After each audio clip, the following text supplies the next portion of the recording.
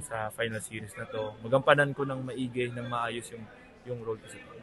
Nga, back to the finals, wala ko nakaraan. Ano lang expect mo ngayong acting na series? It's gonna be a tough series kasi knowing San Miguel, talagang veterano na sila eh. Well experienced na sila sa lahat, especially sa finals.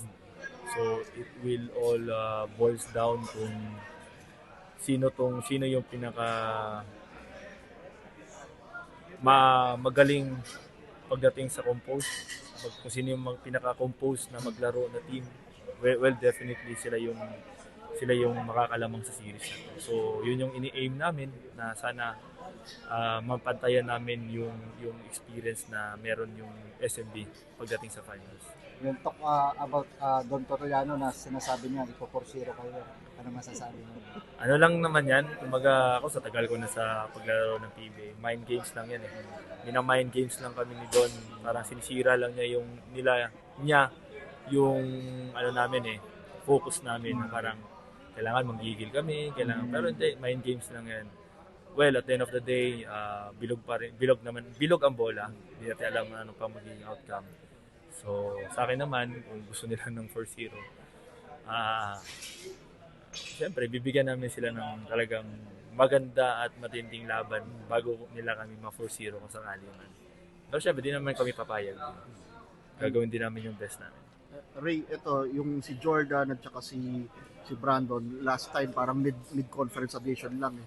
Ngayon, naka-full conference. Malaking bagay ba yun na yung dalawang players na yun is together with you guys and nasasanay kayo sa rotation with them this conference?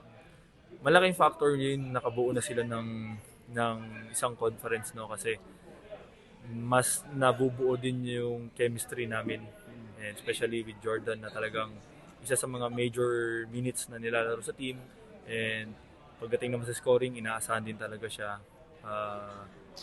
Nakikita namin na maganda na yung flow ng chemistry kasi unti-unti nag-gel na si Jordan sa team, and unti-unti rin na nakukuha niya na kung sino yung mga dapat niyang bigyan ng, kumbaga, sino i-feed niya muna, kung sino yung mga nasa loob ng court na kasabayan niya. So alam niya na kung anong dapat niyang gawin. And bilang isa sa mga parang veterano na talaga sa team, di ba? Anong kailangan gawin ng TNT para manalo sa isang best of 7 series sa San Miguel? At ngayon, naging familiar ka rin sa kalaban niyo. At konti lang naman pinagbago from last conference. Siguro isang malaking bagay na masasabi ko para manalo siguro sa series nito, yung kailangan namin ng talagang extra effort.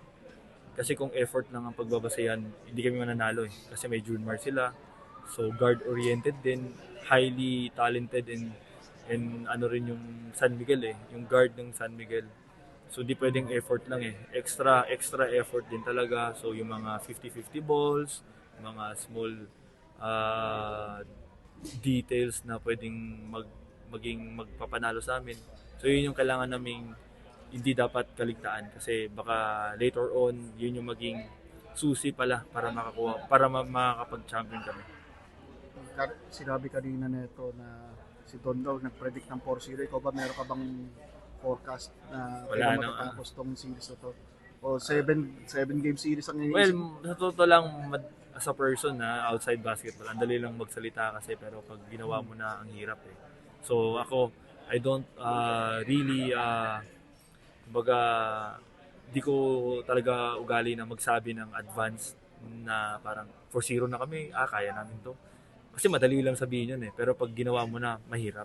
So at parang ang ending, parang napapahiya ka lang and nabibigyan mo lang din ng doubt yung sarili mo na parang pag hindi mo nagagawa yung sinabi, pag hindi mo na comply yung sinabi mo, parang nagda-doubt ka na sa sarili mo eh, and then after that, bababa na yung confidence mo. So, ako naman, I always stay humble and stay positive lang.